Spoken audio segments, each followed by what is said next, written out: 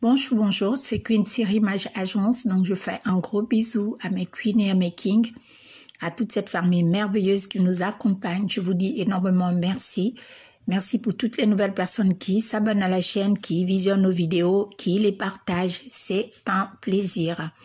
Aujourd'hui, je veux parler de l'enjeu des enfants lors d'une séparation. Ouais. C'est de ça dont il s'agit. C'est parti.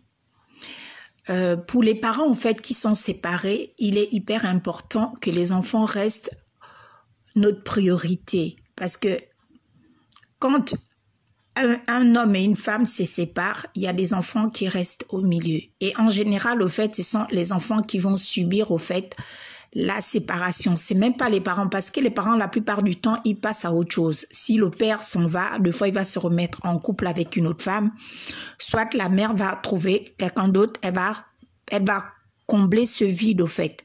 Donc les enfants vont se retrouver partagés entre le père et la mère. Maintenant, quand il y a maintenant des problèmes au fait où il faudrait que les parents contribuent, il y a des fois l'un des parents au fait qui va ignorer juste les enfants parce qu'il n'est plus avec la femme ou parce qu'elle n'est plus avec l'homme.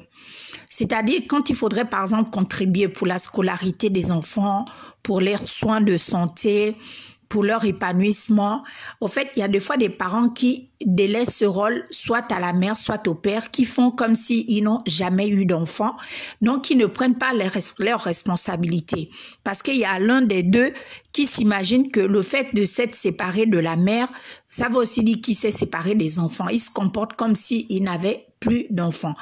Je ne trouve pas ça normal au fait, parce que les enfants n'ont pas demandé d'être nés. Ces enfants sont nés d'une union entre un homme et une femme. Donc, ils ont décidé de faire l'amour de manière consentante et ces enfants sont venus au monde dans un acte d'amour. Donc, les histoires que les gens aiment toujours faire ici, là, que parce qu'ils sont séparés de la mère ou du père, quand on vient l'annoncer que l'enfant est malade, le gars va commencer à se comporter comme si il n'est plus concerné parce que là, il est dans une nouvelle relation. Il faut qu'il se concentre dans sa nouvelle relation. Il faudrait que les parents n'oublient pas que les enfants restent notre priorité. Parce qu'on aura beau connaître 1000 hommes, on aura beau connaître 1000 femmes, nos enfants, ce sont ceux qui vont toujours rester avec nous. Le jour où on se retrouve seul ou le jour où on se retrouve au fin de notre vie, ce sont nos enfants qui seront là. Il est très rare de fois que les hommes avec qui nous sommes ou les femmes avec qui nous sommes vont être là. C'est plus les enfants. Donc, moi, je trouve que les parents devaient prendre en compte le fait que les enfants doivent se sentir à l'aise, même quand ils sont séparés. Il ne faudrait pas que les enfants se sentent délaissés, abandonnés. Ce n'est pas normal. Quand la femme vient voir le père en disant que c'est bientôt la rentrée scolaire, il faudrait que tu contribues pour la scolarité des enfants, je ne trouve pas déjà normal qu'elle ait à demander. Je ne trouve pas ça déjà normal parce qu'un homme censé devait savoir qu'il doit contribuer pour la scolarité de ses enfants. Ou je ne trouve pas normal que la femme vienne dire à l'homme « Ah, il faut que tu contribues, l'enfant est malade ». On a juste à l'informer que l'enfant est malade. Un homme responsable devrait prendre les mesures qui s'imposent pour sauver la vie de son enfant. Moi, c'est ça mon point de vue, parce que les enfants restent une priorité. Ils ne sont pas à l'origine de nos séparations. C'est les deux parents qui sont à l'origine de leur séparation, parce que ce sont ces deux parents qui savent exactement pourquoi ils se sont séparés, et non les enfants.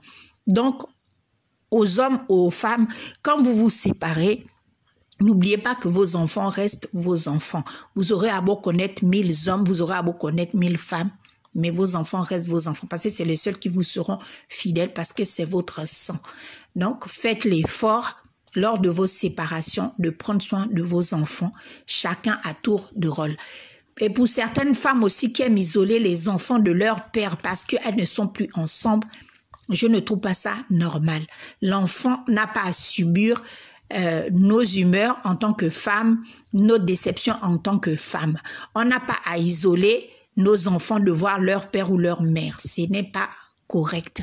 Parce qu'après, ça cause des problèmes comportementaux, psychologiques sur la vie de nos enfants. Donc, à nous de faire ces efforts au fait d'avoir le juste milieu dans tout ce que nous faisons.